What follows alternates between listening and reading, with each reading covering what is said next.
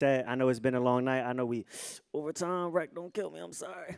Um, but yeah, without further ado, we gotta show them how we do here in Philly on the East Coast, right? Because not all of us are from Philly, but we all come from this side of the country. So let's make some noise. Let's show some love, y'all, and let's clap it up, y'all, for Obbie West.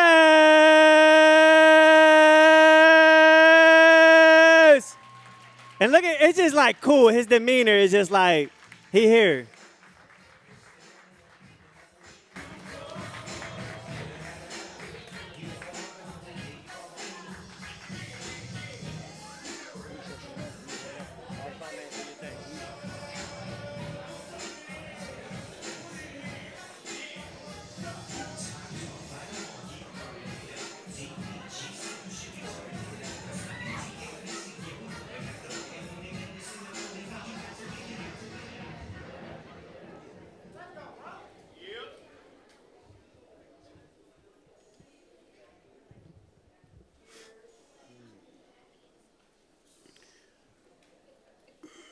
Lord, I come to you today thanking you for voice, a freedom and choice of words, an ordained tongue, a congregation of listeners in the pulpit to present from.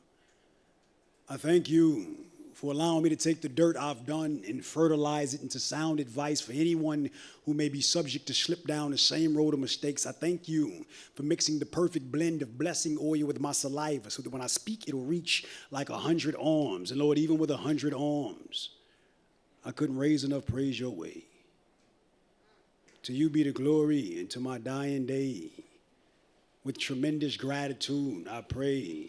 Amen, amen, amen. Yeah, I saw him. He, yeah, that was him. He had on the black T-shirt and black shorts. Ones had these little things wrapped around his ankle. First impression, he seems to manage well. Extremely well spoken. Not as closed in. He seems to be open. At least when I approached him, it didn't feel like encroachment. But what I did notice is he speaks the body language of a puzzled man. He cants his head, but face stays straight as 10 to 8. And he tends to hate confiscated space. The fastest way to offend him is to force him to conform, right? He's kind of a loner who will let you borrow a few seconds, but doesn't lend too much of his time. He's the quiet kind who plays the back and reads the room like there's writing on the wall. Dresses extremely eclectic, but according to his psych jacket, I think he has a few zippers loose. Due to some past life experiences, his ability to feel has been fractured. Yes, his feelings don't form naturally. He has to manufacture them so all interactions don't seem transactional. It's crazy to watch. He literally builds his feelings on the spot. Emotional intelligence is his building block, so most of his emotions are made of logic, which logically don't make sense, but you're guaranteed an aneurysm trying to understand it. Ironically, he's very caring, very, very caring. He just cooks it differently. He doesn't use as much sugar, so it may not be as sweet as most people want it to be.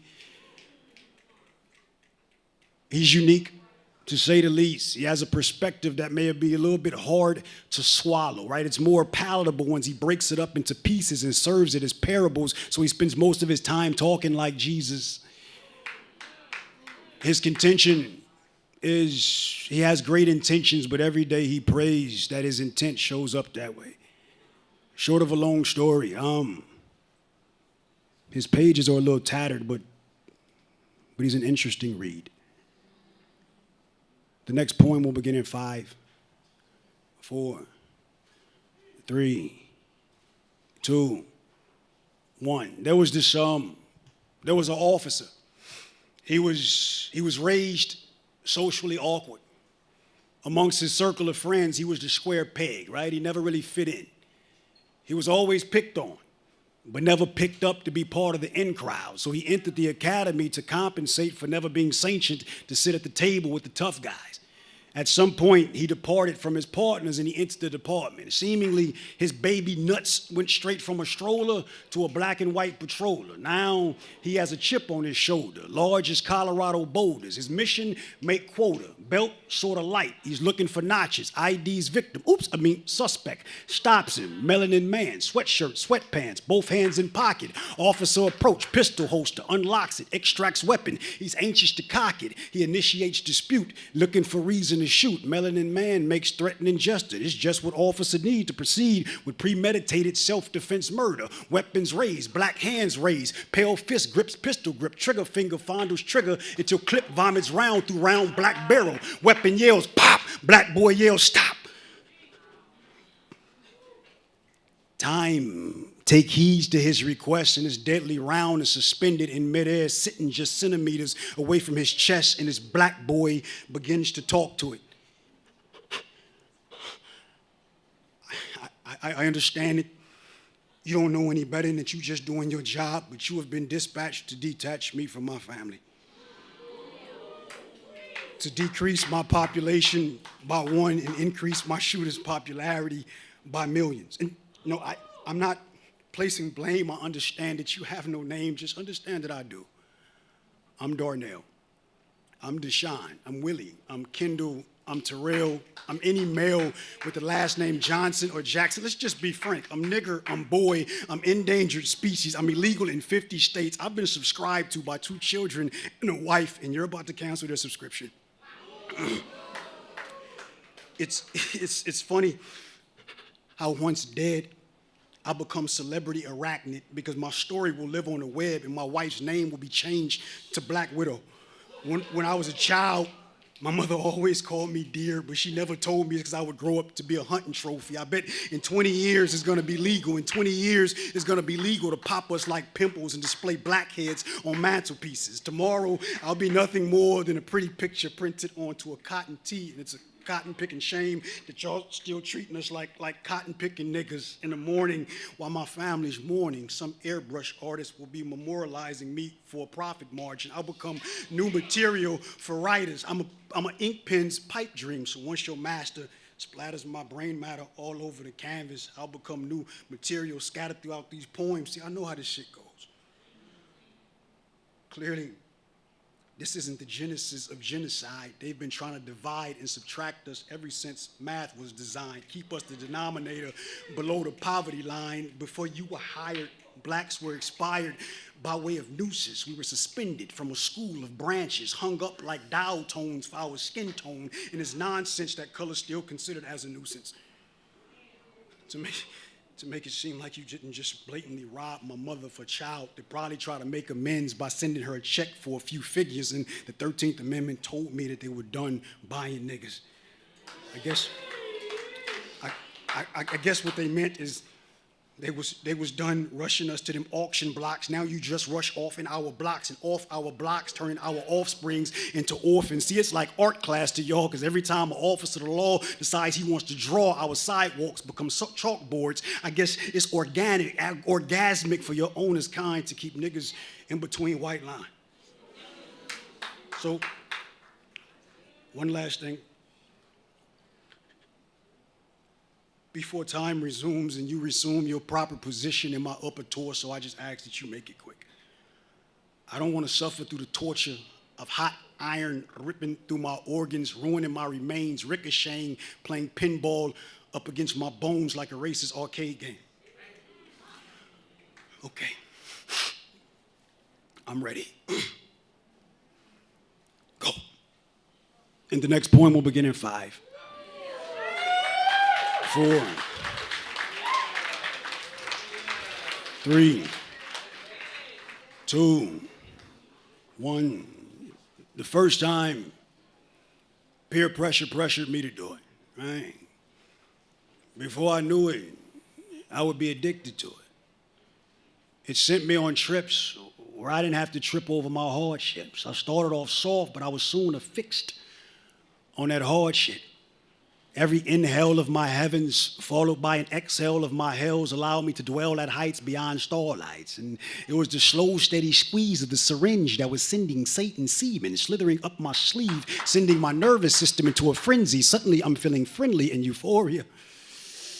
Euphoria is glorious. The heaviness in my limbs begins to set in, and the cotton in my mouth has managed to dry the moisture out. My head begins to bob, and now I'm on a nod.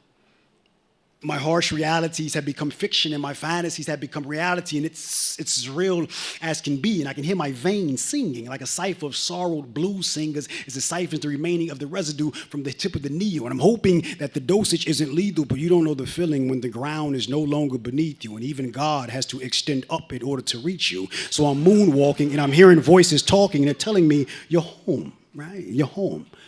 I look down, and my arm is showing one-way blues tracks. There's no turning back from here, right? And I can't help but to wonder, what the fuck is... I thought you'd never ask. I am heroin, and from here on in, I own you. So I condone you to take all orders from me, because without me, you'll never be able to function properly. You're my property. So you will praise and give all props to me. You got me. I got you.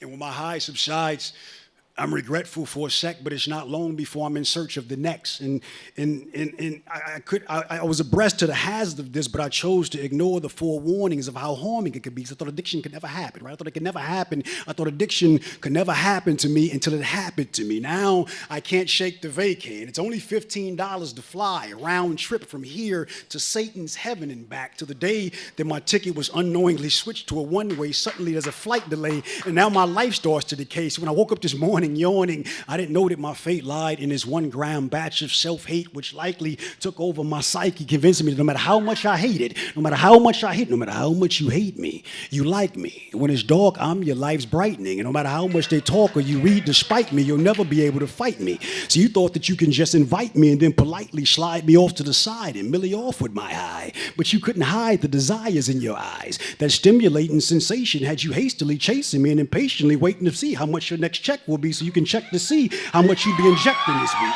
So you've invested in me so heavily that your debts has reached its ultimate peak, and ultimately your family will see that they're not as important as me. I'm your new son. I'm your boyfriend. I'm your joy when your joy ends. I'm the mistress who dismissed stress, but with no dress. Just a simple squeeze of the needle is all that you need to do. And this is how the drugs will talk to you. And the next poem will begin in 5.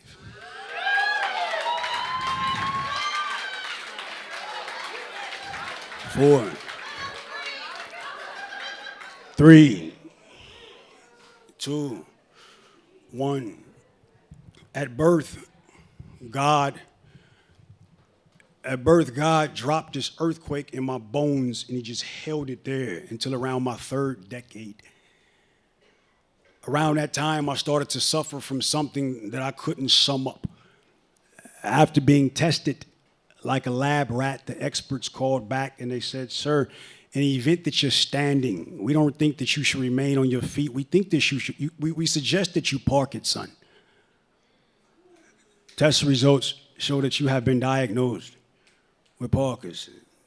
He said, as a condition that will attack my central nervous system. He said, let me put it like this. He said, our brains are dope fiends, right? They're fiending for the dopamine. When the supply is low, withdrawals will cause what we call Parkinson's. He said, for the rest of your life, your arm will have a hard time holding it together. Your head will develop a mind of its own. I won't lie. It's going to be hard to lie still when your legs tremor like polygraphs. He said, you're now a vessel with an unstable motor, with an unstable suspension and a violent motor. Your body will motion without a motive. Movements that used to be as smooth as new kitchen countertops can no longer be taken for granted. And your speech may slur or slow like your words have been walking through heavy snow. You were fatigued like foot soldiers. Lethargy is the the army that you'll go to war against. You may even notice a few non-motor malfunctions. See, this thing is like a daily psych fight that doesn't fight fair. See, Parkinson's is like parallel parking. It makes it very hard for you to fit in. It's a mind game, and the only way to win is to not boom, not explode. You may even have to be a little mindful of apathy. You may find yourself feeling indifferent, like your emotions have been dipped in Novocaine. In worser cases, we've even seen hallucination in patients. So we can't save you, but here's the news. Here's a list of medications that you'll soon become a slave to. It went through it all, from erratic body functions to pharmaceuticals, but failed to tell me that my self-esteem will go up in smoke, that my confidence will come up missing and become harder to find than fur on a phoenix cat. Didn't care to share any coping mechanisms or how to deal with my body becoming a walking contradiction because it's moving slow, but it's twitching fast. And despite the tremors, I still can't shake the idea of being deployed to a neurological war zone, warfare with no fair chance of winning. Imagine trying to hold it together after being told you'll never be able to hold it together. Hoping your hope doesn't waver due to bobblehead behavior. Your head's swaying like you're hearing music. Confused viewers are curious to what you're listening to. You're looking at a man who never liked to shake hands but now have no choice. Couldn't stop him from shaking if I tried to. So how am I expected to feel accepted when I've been turned into a spectacle?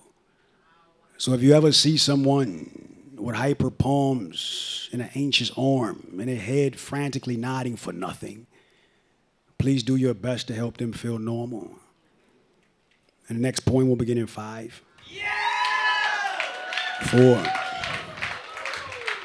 3, 2.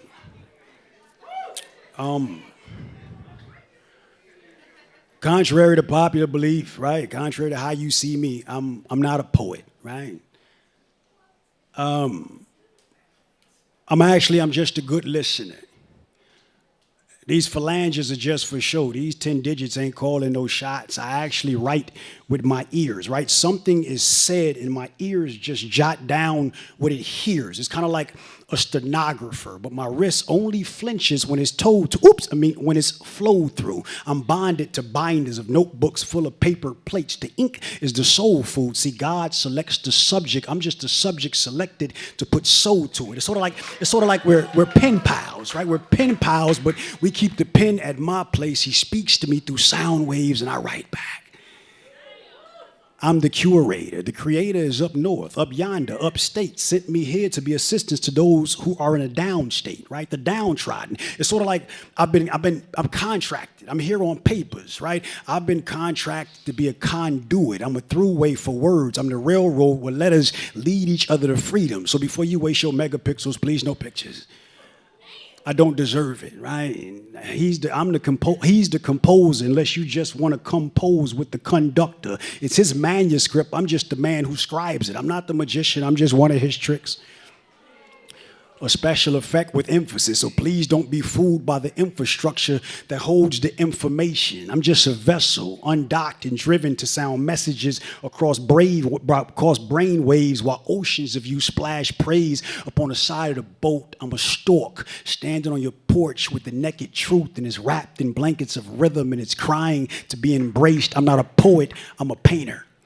My tongue is a metaphor for a paintbrush. It's stroked and then it dips HD descriptions into beautiful depictions of form. Four tongue waves with the form of a knife fight, a content cutting deep, but that's okay because lacerations help us see inside ourselves. See, I stand on these massive stages and paint massive pieces, but what's a masterpiece is per the person, each image uniquely interpreted, hard lines in cursive until it's closed curtains, but I'm not a poet, I'm too imperfect. Who wants a speaker that has frayed wires, damaged amps, A sound system giving unsound advice, causing static on stages, delivering feed to flocks who didn't ask for it, and then I won't accept the feedback. Who wants a representative who's not afraid of repercussions, doesn't refrain from ruffling feathers, wears unpopular perspective like ruffled shirts, finds random folks and roughs up their insecurities until their self-worth starts to wrestle back? Who wants a sinner standing center stage, disclosing his indiscretions in indescribable detail? Emotionally detached, a human defect who defaults to Novocaine before he even thinks of sinking his teeth in filling. Who wants a relationship failure standing before you? Who wants a relationship failure standing before you, giving relationship advice, emerging these beautiful writings and reciting these love poems that's pecked with embellished actions that he's never practiced? See, I'm not a poet, I'm a cactus. I'm just a thorn in your side that's learned to survive off the bare minimum. I'm cool for these pics, but I guarantee you, I'm nothing you want to get stuck with. And the next poem will begin at 5. Hey, you good with the pictures. That was just part. Okay.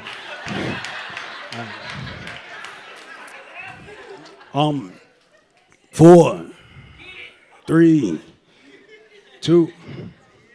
I wasn't going to do this poem, but you made some noise. I'm going to do this poem. Okay. Heaven cracked open and exposed a magnum opus as beautiful as a floating lotus, and they named it melanin. Heaven cracked open and upon us poured this incomparable opulence as beautiful as anything possible, and they named it melanin. Heaven cracked open and let loose an onslaught of awesomeness, rendering awe over all who saw it, and they named it melanin. There's a tint in your skin that make eyes want to camp out. So when you see them looking hard, just disregard. Their hateful face is merely a facade. They're wishing they can use their stairs to climb to your level. Despite the stress, you have been blessed with a beauty that's deeper than the temporary deeds of a tanning bed. You are skin goals for those who oppose you. Heaven cracked open and out came floating a complexion too complex for scientists to dissect, diluted with Egyptian DNA. Your beauty flows like the Congo. If melanin was a melody, I would exchange my ringtone for your skin tones. And when you called my phone, I can black out over the sound of your blackness. And no matter who puts you on their blacklist, just remember that you're a black miss, and it's damn near blasphemous to refer to you as anything other than beautiful. Heaven cracked open and we knew that God wasn't joking when he voted to create a skin tone so potent. Your shade is amazing, like a beach umbrella. Whether you're red, bone marrow black, or bone marrow beige, or Batman black, you are still groundbreaking. You are a dandelion grown in dirty water. Despite the harsh conditions, you still blossom to be breathtaking. And no matter where I take you, you become the talk of the town. If we tour China, their population instantly becomes paparazzi. They're popping pictures because your complexion is more popular than their president. You are perplexing like a word problem with no punctuation. The color wheel would be a mere hubcap without you. Heaven cracked open and out came a creation created by the hands of magic, a beautiful black bird hatched into bad luck, but now the world badly wants your look. Melanin. The last poem will begin in 5.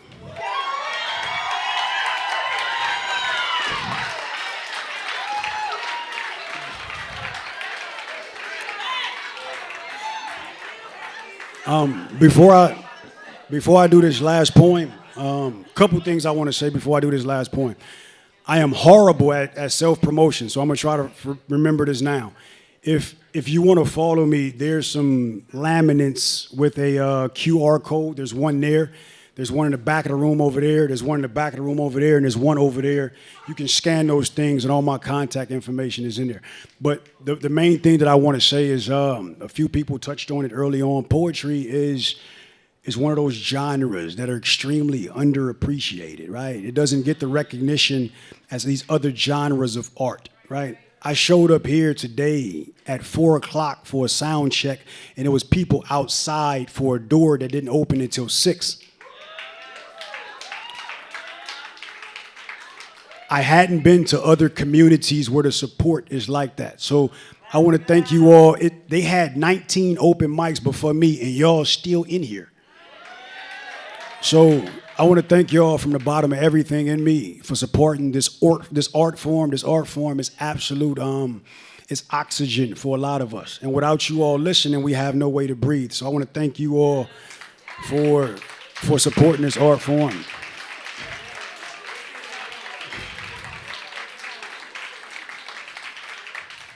Okay.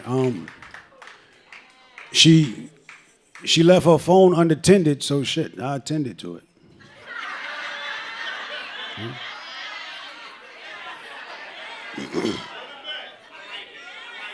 Yeah. Nosy, right? They said if you're ever looking for something, that thing will allow you to find it. So I found some of the most intriguing text messages that one could ever imagine. She had a text message from the sun. Evidently his gloom was gone. He was asking her smile for a payday loan. She had another message from the city encouraging her to stay hidden during hunting season because there was a high demand for her skin tone. She had one message from a pack of lions. They were inquiring about where she obtained her tenacity. She even had a message from a river questioning how she kept a steady flow downstream. But the most amazing message was from the Statue of Liberty. The statue asked her, and I quote, "Through it all, how do you keep your head high and remain standing tall?" This woman wore a victory smirk like she's never been hurt. She's learned how to convert her pain into parachutes, so she holds on to the lessons to lessen the impact of her falls. She wears her wounds like war ribbons. When times turn tough, she turns Teflon. She's battle tested. But it'll take 20 sets of tentacles and toes to tally her wins.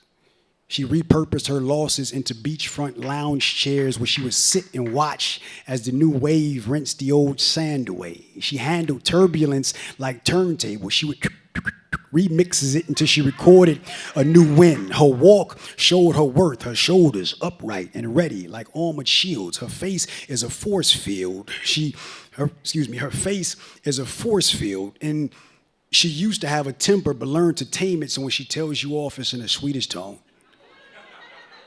Failure has become her most honest friend, right? Because there's never been a yes man, never sugarcoated her shortcomings. Instead, failure would mush her flaws in her face until she figured out how to fix them. She learned that befriending her failures helped her to defend her goals. See, her mind is a gold mine. Her stock went up when she lessened the distribution of her shares because she learned that one good investor is better than 4 or 5 who can't decide if they want to pin her as a permanent part of their portfolio. They just want to profit real quick, sell her off, and then split, and then they want to repeat the cycle like Lance Armstrong, but her dignity never wavers. There's not a D word on planet Earth that she'll trade in for her worth.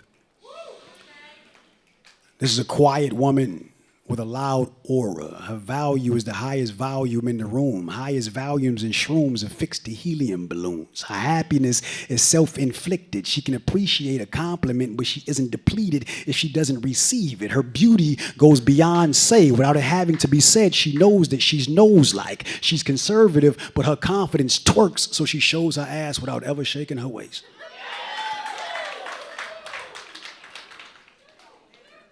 She's recycled her wasted days and repurposed the material to manufacture a stress-free future. So now all these heart hackers' attacks have no impact. She's an empath. So she's very careful about where she places her energy. Society tests her on a daily. She just dons her cape and she superheroes through the hearsay. She dances to all the doubt like Diddy produced it. Even when under the gun, she performs like no weapon has been formed. This woman goes against all odds until she gets even. This woman, she's unbelievable. She's brilliant. She's beautiful. She's smart. She's resilient. She's destined for success. Most importantly and surprisingly, she's present. She's in this room. She's you. She's you. She's you. She's you. She's you. She's all of you. I want to thank you all for listening. I'm Obbie West.